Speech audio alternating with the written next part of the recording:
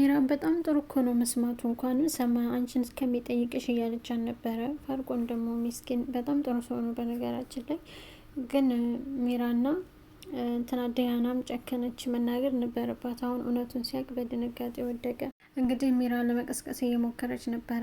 አድናን መጣ። አንቺ ጨካኝ አረመኔ፣ ምን ብለሽ ነው መሬት የወደቀው እያላት ነበረ። የጠኛ ነኝ የሆነ ነገር ብለሽ ነው መሬት የወደቀው ምንድን ነው ያልሽው እያላት ነበረ።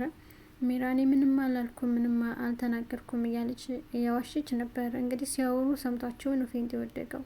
አዎ እኔ ነኝ ለዚህ ሁሉ የዳረኩት፣ እኔ ነኝ ጥፋተኛ እያለች ነበረ። እንግዲህ ዲያና ቆይ ምንድነው የሰማው እንደዚህ ሊወድቅ የቻለው ምንድነው እያለ ነበረ አድናን። እንግዲህ ሜራ ዝም ብሎ ቀላል ወሬ ነው የሰማው ዝም ብሎ አለች። እንዴት ሰው ዝም ብሎ በተራ ነገር ይወድቃል? እኔ ጨካኝ ነኝ፣ እኔ ለፋርቆን አልገባውም እያለች እንግዲህ ዲያና ማበድ ጀመረች።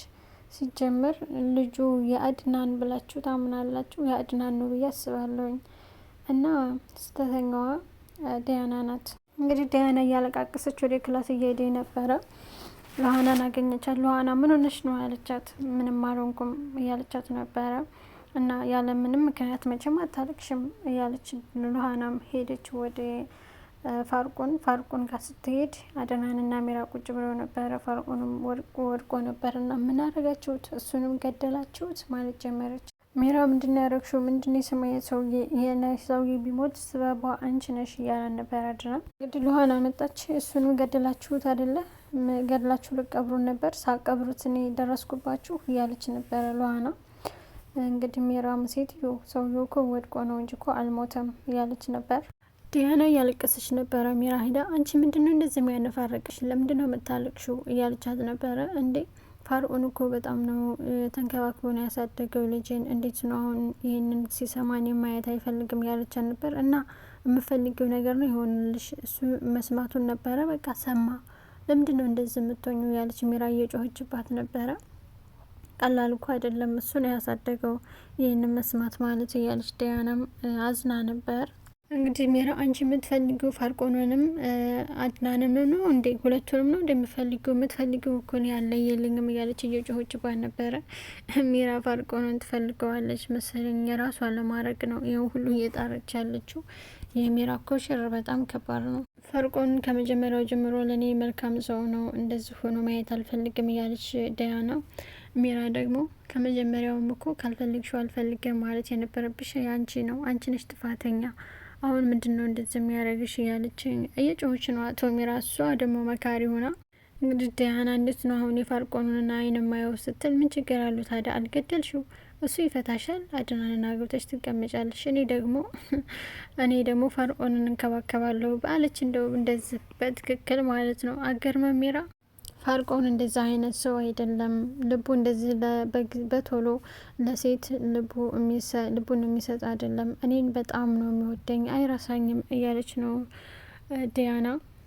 ደግሞ ፋርቆን ውሸት አይወድም፣ እኔ ውሸትም አልወድ ነኝ እያለ ብዙን ጊዜ ዲያና ስትዋሽ በጥፊ መታት ነበርና እንደ ሜራ አይነቷ ውሸታም እንዴት ነው ለፋርቆን ሚስት ልትሆን የምትችለው? ሜራ ሲጀምር ለማንም ሚስት መሆን አትችልም። አንቺ ከአድና ጋር ትሆኛለሽ፣ ለፋርቆን ደግሞ ምንም አያሳስብሽ፣ እሱ ደግሞ ከኔ ጋ ይሆናል። አረ ሜራ ድፍረቷ በጣም እኮ ነው የምገርመው። አረ የሜራ ጉዳይ አልቅም። ልጅም ከፈለገ በየአይነት ወልድለት አለሁኝ አላለችም ጭራሽ። በየአይነት ስትል ልኩን ነጭ፣ ቀይ፣ ጥቁር ቀለም ይኖራቸው ይሆን እንዴ? የሜራ ነገር እኮ በጣም ነው የሚያስቀው።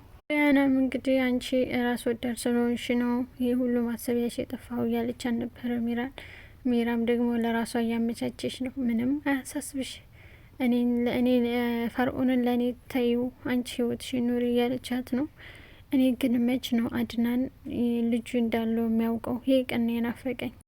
እንግዲህ አድናንም ሉሃና እኔ አንቺ እንደምታስብ አይነት ሰው አይደለሁም፣ ጨካኝ አይደለሁም ስላት፣ ሉሃና ደግሞ አንተ ማለት እኮ ሳራን ገድሎ የቀበረ ሰው ጋር አብረ ስትኖር የነበርክና እያወቅ እውነቱን እያለችው የወቀሰችው ነበረ። በዛ ምክንያት አድናንን ክፉ አድርጋ ነው የምታየው ሉሃና። እኔ በጭራሽ ሮቤልን አልደበቅኩትም፣ ሮቤል እንደሆነ ሞቷል እያለ ነበረ። ለምን አድናን ሞቶ ለራሱ ሞተ ተብሎ ሲነሳ ለራሱ ስላላየው ሞቷል ብሎ ነው የሚያምነው። ግን ሉሃና ግን እንዳልሞተ ታውቃለች፣ ታውቅ ነበረ። ከዛ አድናን ሳያቅ በፊት ነው እንግዲህ የገደለችው ማለት ነው ሚራ። አድናን እንዴት ተነሳ አያቅም ነበረ። ከዛ ሚራ መልሳ ገደለችው። እነሱን ወንጀለኛ ለማድረግ ሉሃናንና አድናንን ወንጀለኛ ለማድረግ ገደለችው። እና አሁንም ያውቀው አድናን እንደሞተ ነው። ሚራ እንደገደለችው መልሳ አላወቀም። ሉሃና አሁንም አፍህን ዝጋ ሮቤል አልሞተም እያለች እየጮኸች ነው። ለምን ታቅ ነበረ ተነስቶ እንደነበረ ሉሃናን ብቻ ያገኛት ነበረ ሮቤል። ከዛ በኋላ ነው ሚራ የገደለችው። እኔን የማይመጥኑ ነገሮችን አትናገሪኝ እያላት ነበር አድናን። ኧረ እባክህ አንተ ስታረገው ይመጥናል፣ ሳታረገው ደግሞ አይመጥንም አይደለ እያለች እንግዲህ ሉሃና ግን ትጸጸታለች። ለምን አድናን እንደዚህ አይነት ሰው አይደለም፣ ዋሽቷትም አያውቅም። ሁልጊዜ እውነቱን ነው የሚነግራት። እሷ ግን ልታምነው አልቻለችም። አንተን ማመኔ ነው የእህቴን ግዳይ እያሳጣኝ እያለች እንግዲህ ሉካና በጣም እያካበደችው ነው። እኔ አንቺ የምትይውን ነገር ምንም አላውቅም ሉሃናዬ እያለ ነበር። በፍቅር ነበር ሲያናግራት የነበረው አድናን። ኧረ እባክህ አንተ ፖሊስ አመጣሁ ብለህ መጀመሪያ ጓደኛህን አመጣ እያለችው ነበር። ከዛ ደግሞ ሮቤል ሳይሞት ሞተ ብለህ እኔን ለመሸወድ ሞከርክ አለች። ግን ሲጀመር እሷ ማውራ ነበረች ሮቤል ሊሞት አይሞት የሚለውን። እንግዲህ አድናን እኮ ሁሉንም ነገር አውቄብሃለሁ ለምንድን ነው ማታፍረው እያለችው ነበረ ሉሃና አሁንስ በዛ እረፊ ስርዓት ያዥ እያላት ነው አድናን። እሷ ግን ምንም ልትሰማ አልቻለችም። አንቺ የምፈልጊው ፋርቆን እውነቱን እንዳያውቅ ነው አይደለ? በቃ አሁን እውነቱን አውቋል። ምንድን ነው የምትፈልገው አንቺ እያለች እንግዲህ ሚራ እያካበደች ነበረ። ነገሩ ለራሷ እኮ እንዲጠቅማት ነው እንጂ ለዳኒያ አዝና አይደለም። ዳኒያን ፋርቆን ልጁ እንዳለ አይደለም ማወቅ የለበትም። ከምንም በላይ ከአባት በላይ ሆኖ ነው ያሳደገው እያለች ነበር። እንግዲህ አወቀ፣ ዞሮ እውነቱን አውቋል። ከአድናን ጋር ትሆኛለሽ፣ አድናን ደግሞ እንደ አባትም እንደ እናትም ሆኖ ልጁን ያሳድጋል። በቃ አንቺም ከአድናን ጋር ትሆኛለሽ እያለ ሚራ እንግዲህ ነገሩን ለራሷ እንዲጠቅማት እያደረገች ነው። እንግዲህ ሉሃና አድናንን ሮቤልን አምጣ እያለችው ነው። አድናን ደግሞ የሞተ ሰው እኮ አይመጣም ከየት ነው ማመጣልሽ እያላት ነበር። ሮቤል እኮ እንዳልሞት እናውቃለን ሁለታችንም፣ ሚራ እኮ እያለች ነበረ ሉሃና። እንግዲህ የዛኔ አልሞተም ነበረ። ከዛም በኋላ ግን ሚራ ገለዋለች። ሚራ ተዋሻለች ተብሎ ይህንን አለማመን አንችልም። እንግዲህ ሮቤል አለ እያለች ነው። አንቺ አለ የሚለው አሚሮች ላይ ቅዠት ነው፣ ግን አለ ብላ አሚሮች ላይ እየጨመረችብሽ እሷ ሚራ ናት። እንግዲህ አድናን ምንም በማያውቀው ነገር ሉሃና እየጨቀጨቀችው ነው። እንግዲህ ፋርቆን ተነሳ። ሉሃና ሐኪም ቤት መሄድ ከፈለክ መሄድ እንችላለን ስትለው አድናን እኔ ጋር መሄድ እንችላለን ሲል፣ ፋርቆን ደግሞ እኔ ከሉሃና ጋር ነው መሄድ የምፈልገው አለ። አረ ሚራ ተጸጸተች። ሰው እኮ ማለት አንዳንድ ቀን የተሳሳተውን ስህተት ይጸጸታል የሚባለው እንደዚህ ነው። ቁጭ ብላ ራሷን እያወራች ነበረ። የኔ ጭካኔና የኔ ክፋት እስከ የት ድረስ ነው? እስከ መቼ ነው? ፋርቆን አንድ ነገር ቢሆንስ ኑሮ ምን ልል ነበር እያለች እንግዲህ ብቻዋን እያወራች ነበረ። እስከ መቼ ድረስ ነው በሰዎች እንዳውሬ እንደ ጨካኝ እየታየሁ የምኖረው? እንዴት ነው እያለች እንግዲህ ብቻዋን እየተጸጸተች ነው ሚራ።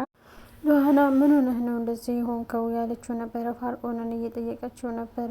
ያው ሚስቴ ክህደት እኔን ቤት ገባ፣ ሚስቴ ከኔ ጋር እንደማትሆን እያወራች ሰማኋት አለ። እና ይህንን ሰምተህ ነው ስትለው ሉሃና አዎ ይሄ ነገር እኮ ቀላል መሆኑ ነው እያለ ነበር። ሉሃና አንቺ ታውቂ ነበር እያላን ነበር። አዎ ይቅርታ ፋርቆን እኔም አውቅ ነበር እያለች ነገረችው። እንግዲህ ሚራ ተጸጽታ ይቅርታ እያለችው ነበር አድናንም ተናዶ ነበር ሊያናግራት የሄደው። እሷ ግን ተጸጸተች። ሚራ ተጸጸተች ማለት የሚገርም ነው። እና ይቅርታ እያለችው ነበር አድናን። አንቺ አስመሳይ ሮቤል አልሞተም አለ ብለሽ ለሉሃና ነገርሻት። የእህቷ ጭንቀት ሳያንሳት ደግሞ ሌላ ጭንቀት ጨመርሽላት እያለት ነበረ አድናን ሚራን። አታምነኝም በጭራሽ ሮቤል ሞቷል ብላት አታምነኝም ስትል እና ሁልጊዜ ሮቤል አለ እያለች እያመነች ትኑር፣ ይህንን ነው የምፈልገው እያለ ነበር አድናን። ሉሃና ስመጣ ንገሪያት አለ። እሺ ነግራታለሁኝ። አንተ ይሄ ነገር በዚህ ሁኔታ በዚህ መንገድ ይስተካከሉልኛል ነገራቶች ብለህ የምታምን ከሆነ እኔ ለሉሃና ሁሉንም እናገራለሁ አለች ሚራ። እሺ ብዬ ያመልጣለሁ ብለሽ ነው አይደለ እንደዚህ የምትዩ? እንደገና ሁለተኛ ውሸት የምትዋሽው እያላት ነበር አድናን። አይ በፍጹም እንደዛ አይደለም፣ ቅርታሽን በውሸት ሳይሆን በተግባር እናያለን። ለማንኛውም ስመጣ ሉሃና ሁሉንም ነገር ንገሪያት ብሎ ሄደ። እንግዲህ አድናን እኔ እዚህ በመሆኔ በጣም ብዙ ነገር ተበላሸብኝ እያለ ነበረ ፋርቆን። አንቺ በጣም ጥሩ ሰው ነሽ እያለ ነበረ ሉዋና እየመከረችው ነበረ ፋርቆንን እባክህ ተረጋጋ፣ ነገራቶችን ቸኩለህ የሚሆን ነገር የለም እያለችው ነበረ። ችግር የለም እኔ እንደዚህ በህይወቴ ችኩል አይደለሁም፣ ረጋ ብዬ ነው ሁሉንም ነገር ማስተካከለው እያለ ፋርቆንም አላት። እንግዲህ ዳያና ቁጭ ብላ እያለቀሰች ነው። አሁን ምንድን ነው የምለው ለፋርቆን እያለች በቃ ፋርቆን ይገለኛል እያለች ቁጭ ብላ እያለቀሰች፣ እሺ ሐኪም ቤት ሄዳችሁ መጣችሁ እያለ ነበር አድናን። አልሄድንም፣ ንፋስ ልንወስድ ሄድ ነው አየር ልንወስድ ያለች እና ከሱ ጋር መውጣት አምሮች ነው አለ።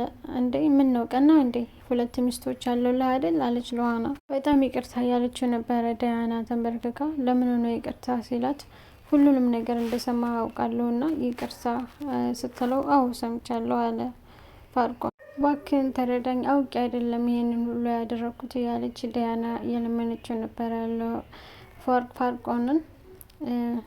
አንተ 2 ሚስቶች አሉ፣ 3ኛ ሳታረገኝ ደግሞ እኔ ራሴም ዳንኩኝ እያለች ሉዋና እየተናገረችው ነበረ አድናንን። እንግዲህ አድናን አትናገርኝ የማይሆን ቃላት፣ እኔ ጠላትሽ አይደለሁም እያላት ነበረ ለሉዋና።